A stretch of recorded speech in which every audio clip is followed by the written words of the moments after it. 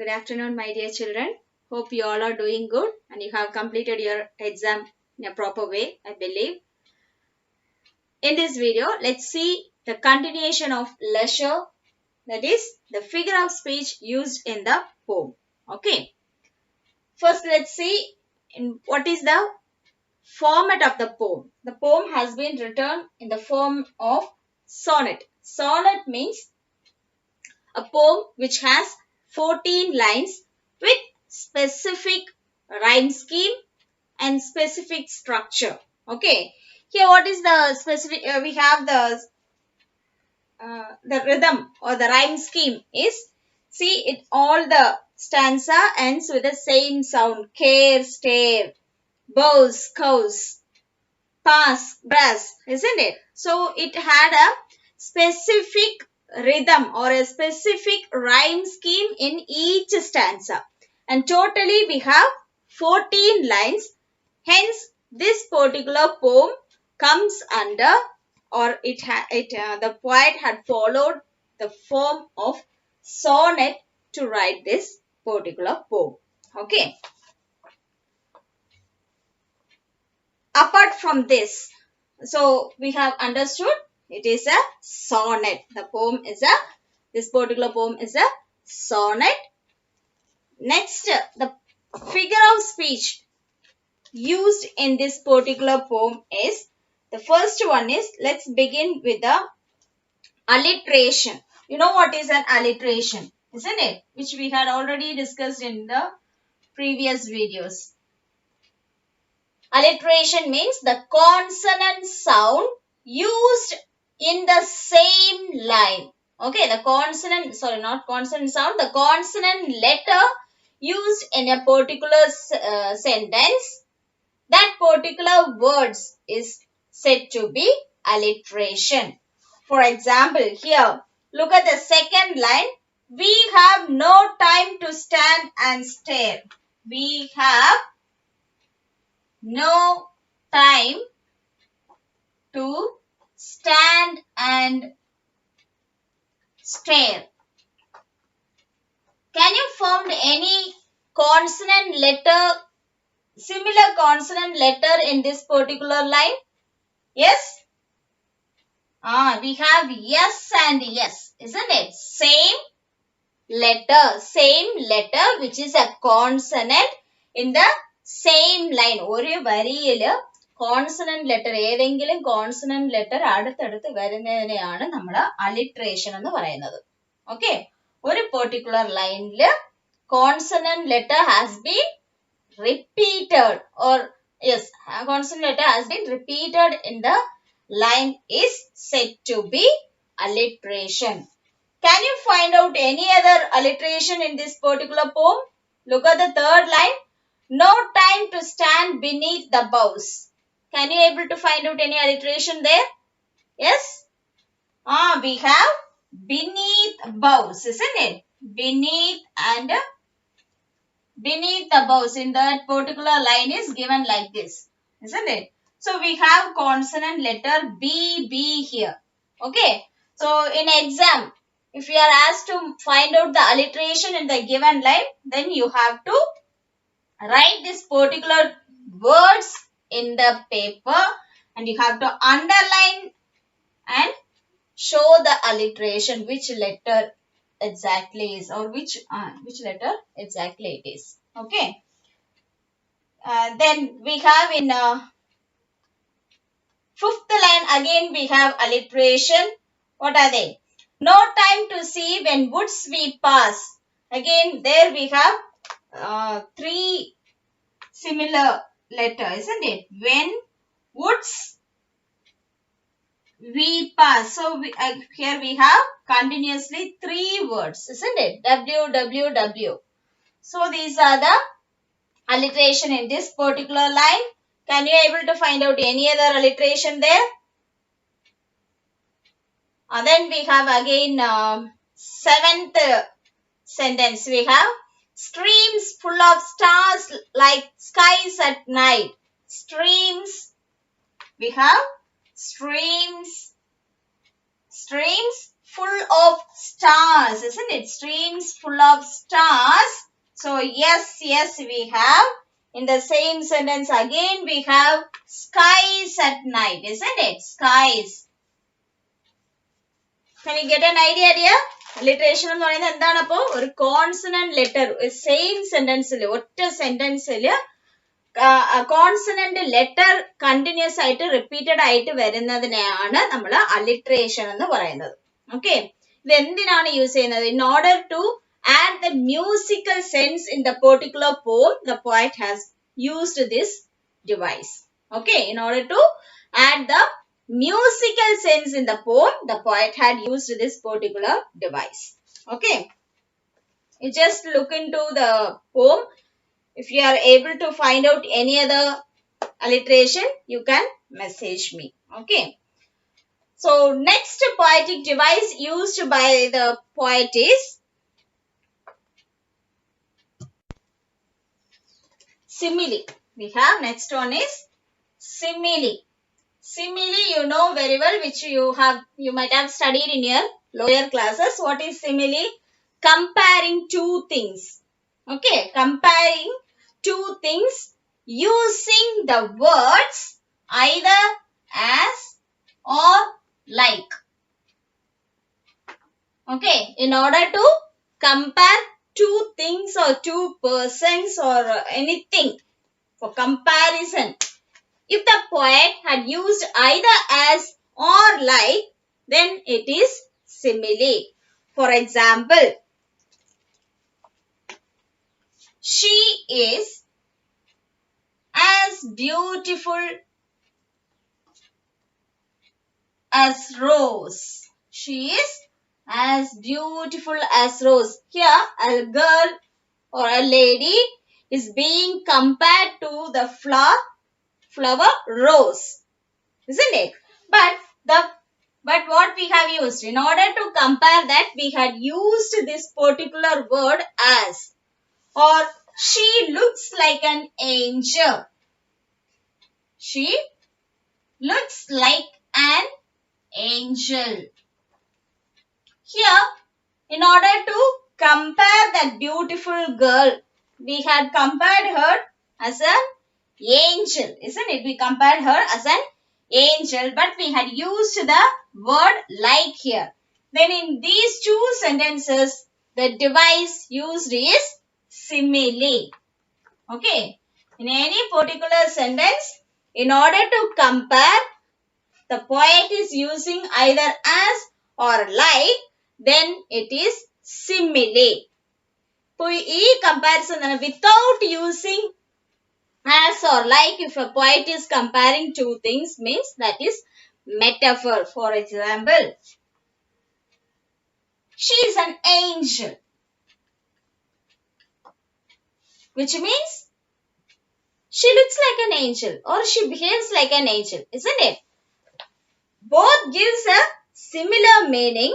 അല്ലെ, she looks like an angel എന്ന് പറഞ്ഞാൽ അവള് ദേവതയെ കാണാൻ നല്ല ദേവതയെ പോലെയുണ്ട്. She is an angel എന്ന ഒരു കുട്ടിയെ കാണുമ്പോൾ നമ്മൾ പറയും സെയിം മീനിങ് ആണ്. പക്ഷേ രണ്ടിലും എന്താണ് difference?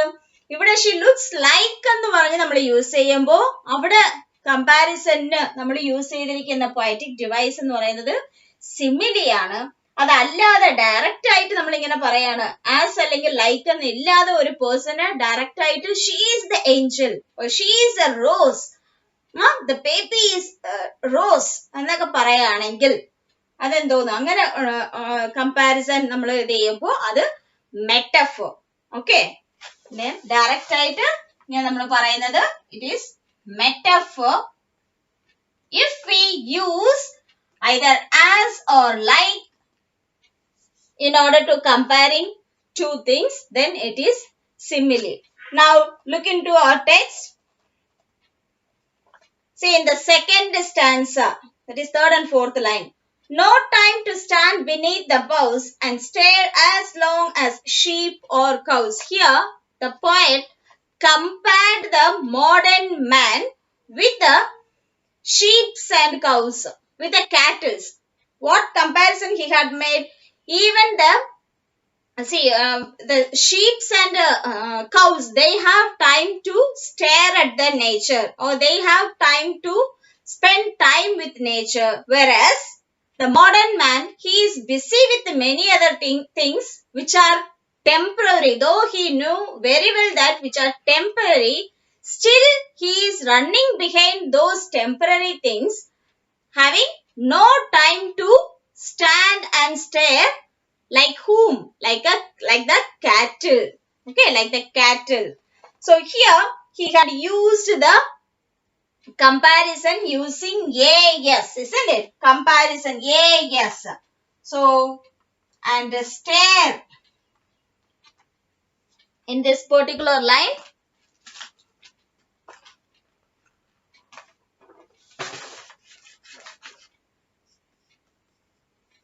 and stare as long as sheep or cows. In this particular line, the poetic device used in this line is simile. Simile. Because the poet has used this particular word here, yes, as. So it is simile. മനസ്സിലാവുന്നുണ്ടോ? The same way, in the fourth stanza, no time to see in broad daylight, streams full of stars like skies at night. Again, he had used the word like, isn't it? He used the word like. So it is what?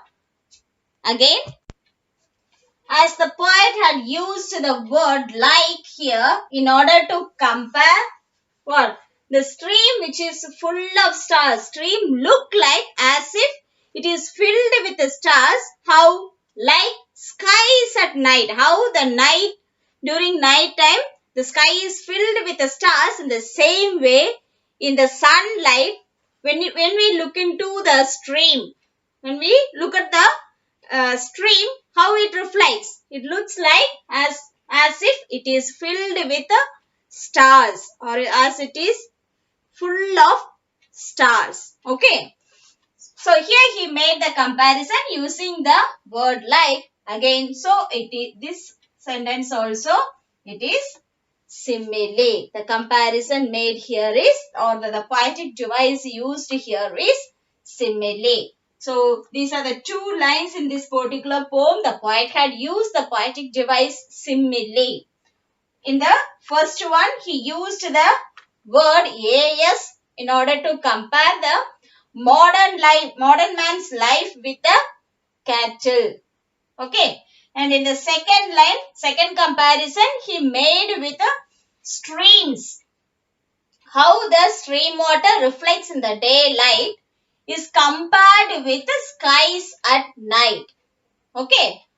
In both the sentences, he made two comparisons using the word as and like. Hence, it is simile. Okay, dear. Next figure of speech used here is personification. Okay. Though here he had used many small poetic device, I'm giving you the main important thing alone. Okay.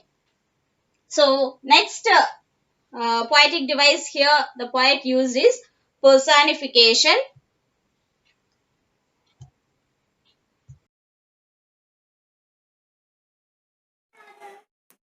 Personification means giving human characteristics to non-human things. Okay. Personification you knew very well. It is nothing but giving a human figure to an object which is non-human. Okay. ഒരു ഒബ്ജക്റ്റിനോ അല്ലെങ്കിൽ വേറെ ഒരു ഒബ്ജക്റ്റിനോ ഒരു ആനിമലിനോ ഒരു human ബീയിങ്ങിന്റെ രൂപം കൊടുക്കുന്നതിനാണ് നമ്മൾ personification എന്ന് പറയുന്നത്. ഓക്കെ. നോൺ ഹ്യൂമൻ തിങ്സിന് ഹ്യൂമന്റെ ക്വാളിറ്റീസ്, ഓക്കെ, ഹ്യൂമന്റെ ക്വാളിറ്റീസ് കൊടുക്കുന്നതിനെയാണ് നമ്മൾ പേഴ്സോണിഫിക്കേഷൻ എന്ന് പറയുന്നത്. Personification is a device used to give human qualities or human characters, human feelings to an non-human things. It may be an object or an animal, etc. Okay. So look at this sentence. No time to turn at beauty's glance and watch her feet how they can dance. Here, the beauty or her refers to the nature which has no particular shape, which is not a human being. Isn't it? Nature is not a human being.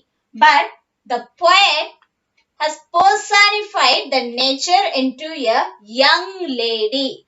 Okay.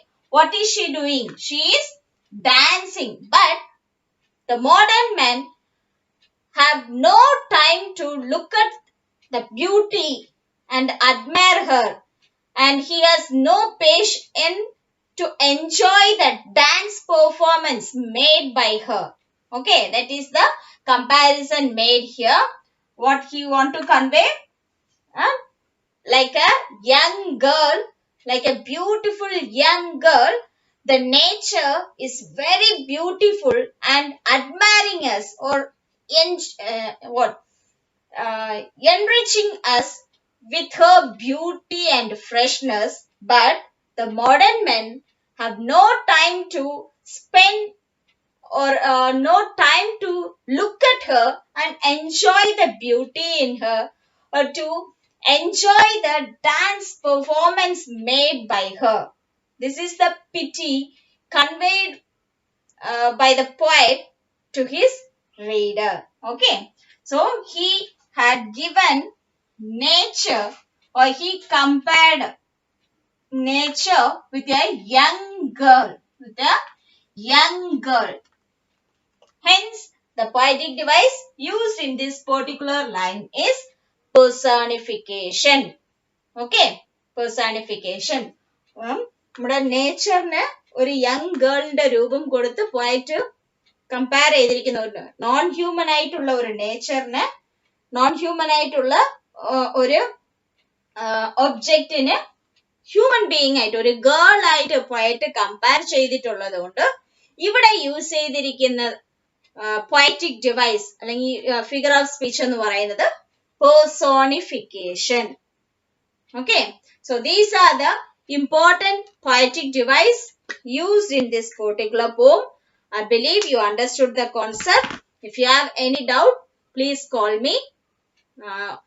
As I often insist you regarding revising the portions regularly, keep in your mind always, complete your notes then and there, revise it properly in order to perform well in your exams. Okay. As you are writing exams, all the best for that. Do well, my dear children. Be honest in whatever you are doing. Okay. Thank you. See you in the next class.